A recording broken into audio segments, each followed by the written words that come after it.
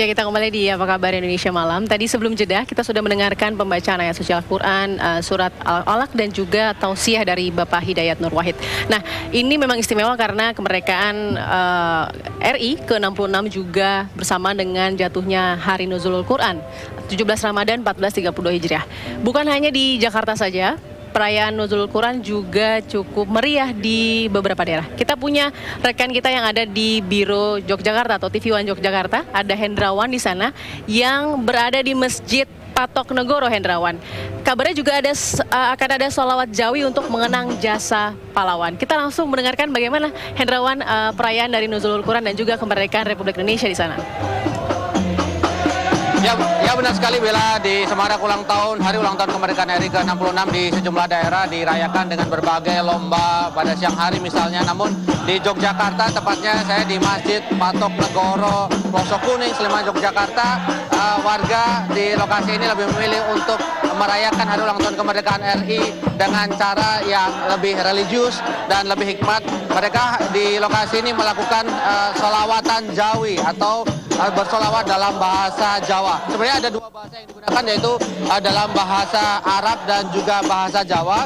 Dan ini memang menjadi khas dari Masjid Patok Negoro yang sudah berdiri di lokasi ini selama lebih dari 200 tahun. Dan Masjid Patok Negoro ini memang berada di lokasi ini sejak sejak Sri Sultan Hamengkubuwono pertama. Jadi memang sudah sangat tua sekali dan masih ada juga para veteran yang masih hidup di masjid ini, dan salah satunya menjadi takmir masjid atau imam masjid di Masjid Patok Negoro. Kita akan berbincang lebih lanjut tentang aktivitas sholawatan Jawi dan juga Masjid Patok Negoro dengan Pak Kamaluddin Purnomo. Pak Kamal, bisa geser sebentar Pak Kamal. Pak Kamal, bisa diceritakan acara yang dilakukan malam hari ini, sholawatan Jawi ini seperti apa Pak? Sholawatan Jawi ini memang dimaksudkan untuk berkaitan dengan syukuran kemerdekaan kita, juga menghargai jasa para pahlawan. Kita melantunkan sholawat dan syair-syair memuji kepada Allah SWT, kemudian memohon rahmat untuk para pahlawan. Semoga beliau ditempatkan di sisi yang mulia. Pak, kalau tidak salah di antara para jamaah yang ada di sini masih ada veteran yang dulu ikut berjuang melawan penjajah. Bisa diceritakan Pak hal tersebut? Kebetulan imam kami sehari-hari sholat 5 waktu itu adalah veteran, sekarang usianya 90 tahun. Beliau adalah veteran perang kemerdekaan, sekarang masih kuat ngimami tarweh. Kebanggaan bagi kami. Pak Kamal, kalau kita bicara sendiri tentang Masjid Patok Negoro sendiri, ini tentu punya sejarah yang cukup dalam, cukup tinggi dalam hal ini. Bisa diceritakan Pak, masjid ini apa perannya dalam kemerdekaan Republik Indonesia Pak?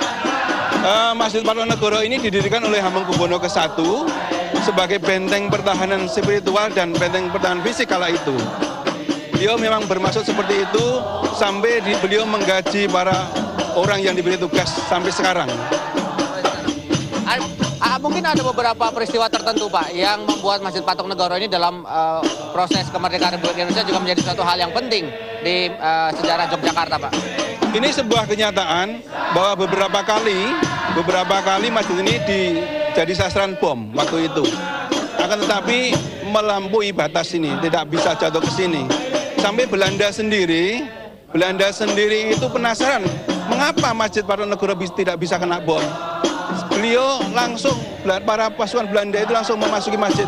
Tidak satu pun yang berhasil masuk masjid. Terjatuh di depan masjid. Mas, sekarang kalau tidak salah, ini menjadi salah satu cagar budaya Pak ya di Yogyakarta. Bisa diceritakan Pak?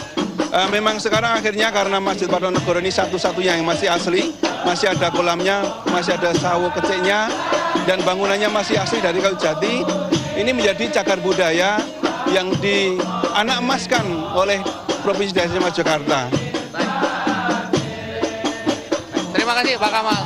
Dan pemirsa itu tadi Pak Kamal yang menjelaskan tentang Masjid Patok Negoro ini dan perayaan Hari Ulang Tahun Kemerdekaan dengan cara yang religius dan lebih spiritual. Ini tampaknya bisa menjadi salah satu contoh bagi perayaan Hari Ulang Tahun Kemerdekaan di tempat-tempat lain. Kembali ke studio di Jakarta.